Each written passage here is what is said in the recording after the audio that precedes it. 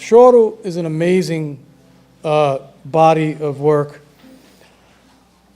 The roots of Choro are a combination of European and Eastern European dance forms like the polka, the schottisch, the waltz, and other dance forms that were coming over with the white aristocracy settling in Brazil in the 1840s, 1850s.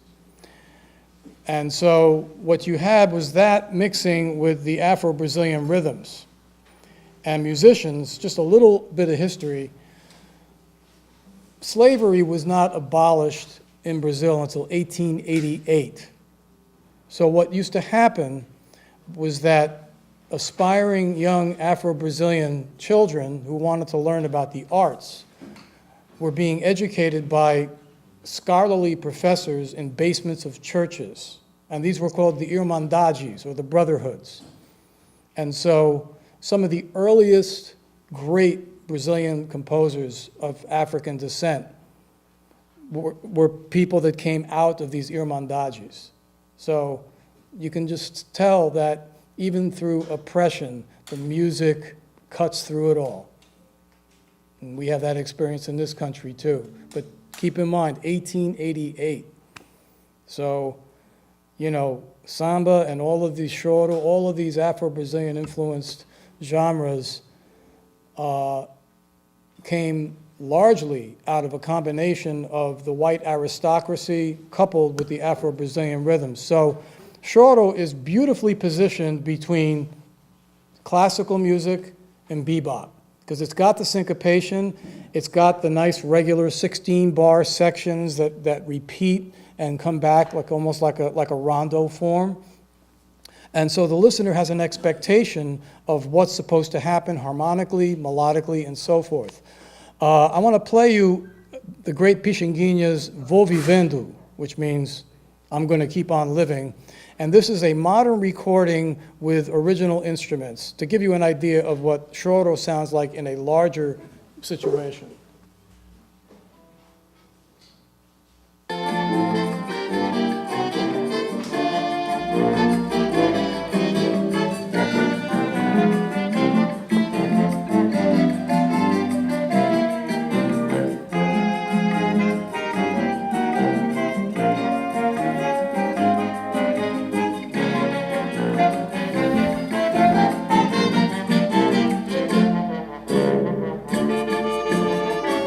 Okay, so that's Vou Vivendo by a modern orchestra playing in the old style from the 1930s and 40s. So, boy, Choro is like, it deserves like a workshop that lasts 10 years. So the only thing I can say about it is that the accompaniment has three elements.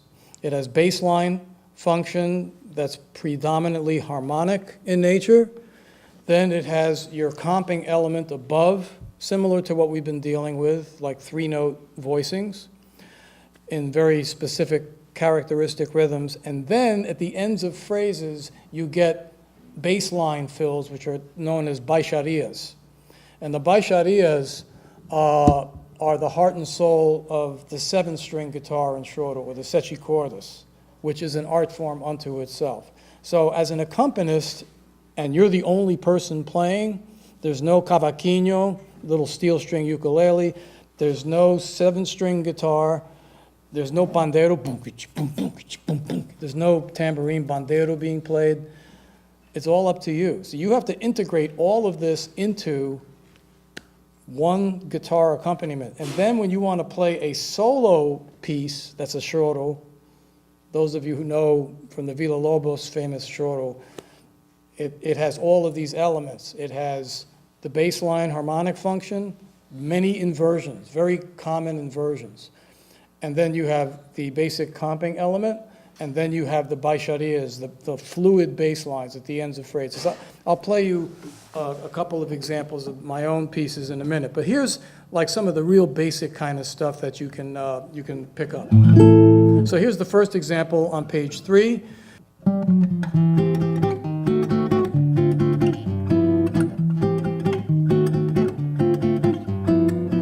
Now, one of the things that you notice, you see the articulation?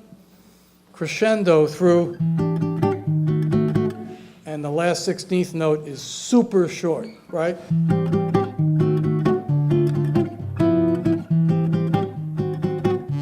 Now, I'm like over-exaggerating, but this is the kind of thing that you want to keep in mind, that even within a 3-note repetition, there's dynamics to consider. It does get that granular, but then without losing the whole. Okay, here's another example, the second example, and this is an example where the bass line is a dotted eighth and a 16th.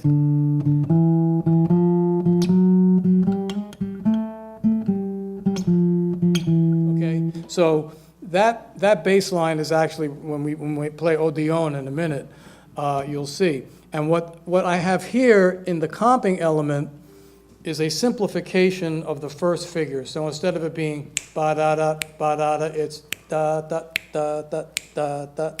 So without the dotted bass note, it would sound like this.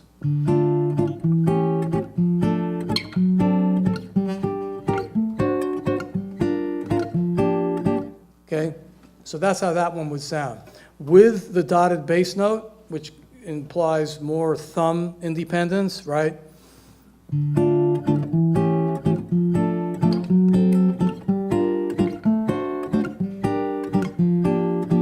So what you want to do anytime you have an independence issue in your right hand, the first thing you do is play both elements, one in each hand, right? So that's the bass line, right?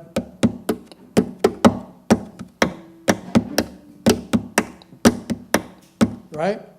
That way you have both sides of your body working. Then what you want to do is just take your thumb and maybe a couple of your fingers and just go. Right.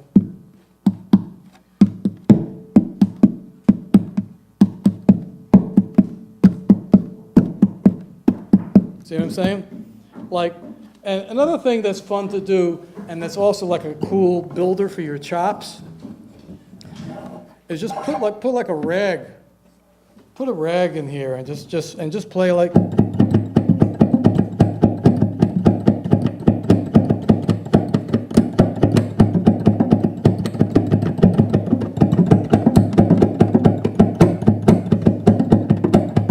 You could take any groove you want and just like, I don't know, watch your favorite movie series or watch Wimbledon and just practice your right hand.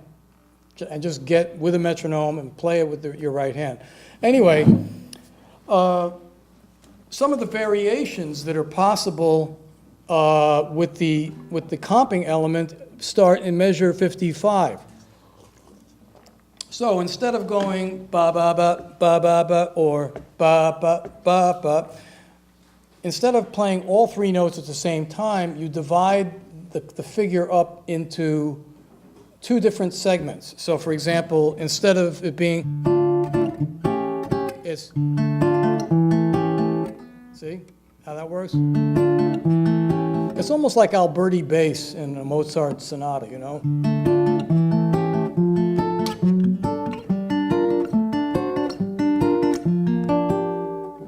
So the next version is like a little bit of an arpeggio. See?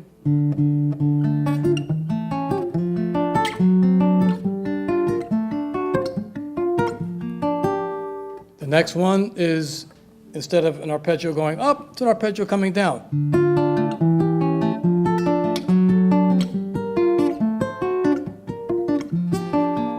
And then the last one is a reverse of the first one.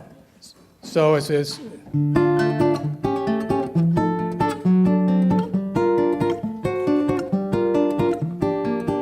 so you see how the variations are there? So you don't have to play all 3 notes all the time. You can divide it up, you can arpeggiate it, but without losing the bass function. I'm just going to play you Odeon because Ernesto Nazaré is arguably the first most important nationalist Brazilian composer, along with Chiquinho Gonzaga. Nazaré lived 1863 to 1936. And his piano works are incredible because they combine the Afro-Brazilian along with his classical training and his absolute love of Chopin. So if you listen to the waltz that we hopefully will play at the end of the workshop, it sounds like Chopin, but it's Nazaré. And arguably, you've probably heard the word saudade, right, in Brazilian music, this sense of longing, this sense of missing something that once was, or missing someone who's now gone. That pathos that's just absolutely dyed in the wool with Chopin carries through Nazaré into contemporary Brazilian classical and popular music. So Chopin is like, he's big. He's big. And if you listen to Jobim, lots of Jobim, you can hear him obviously basing How Insensitive on the E minor prelude and so forth. Anyway, Joe, why don't we come up and we'll play Vou Vivendo, which is what you just heard over here. And I'm going to play you, while Joe's getting set up, I'll play you what I have for comping here. So these are basically the same kind of voicings, except that I incorporate some bass lines. So.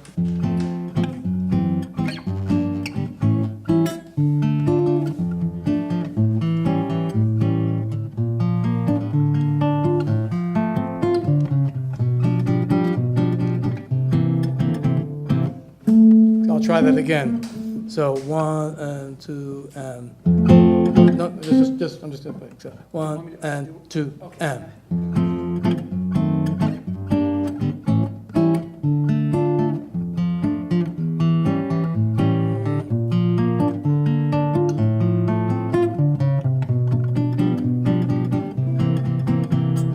So you see how the baixarias kind of move in and out. So let's play Vou Vivendo. Now, the form of most choros, as you will see when you spend a little more time with this, is AA, BBA, CCA.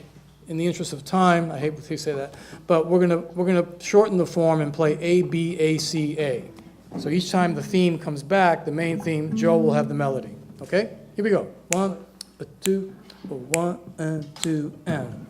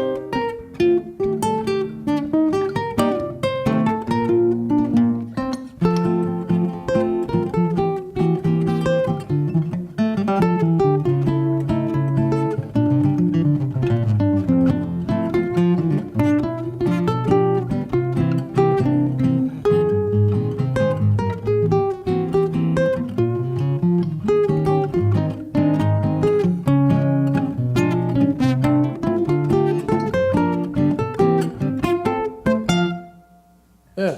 So, yeah, no, it's good.